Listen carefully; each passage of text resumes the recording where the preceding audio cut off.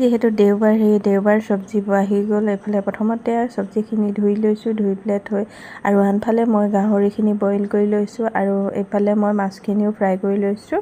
আনফালে দাইলখিনিও পাতি লৈছোঁ এইফালে দেখিছেনে। আৰু এতিয়া বেতগাজখিনি ভাজি ল'ম।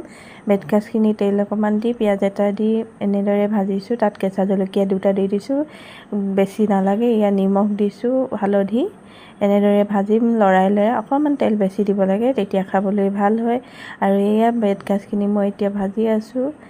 এনেদৰে ভাজি এইফালে মাছ আৰু ঢেকীয়া জোল বনাই আছোঁ। এয়া মোৰ বেতগাজ ৰেডি হৈ গৈছে। আৰু আনফালে হাজবেণ্ডে গাহৰি তেলত এয়া গাহৰি বনাবলৈ লৈছে। এয়া গাহৰিখিনি এতিয়া বনাবলৈ লৈছে, পিঁয়াজ নহৰু দিছে। গাহৰি ৰেচিপি মই শ্বেয়াৰ কৰা নাই।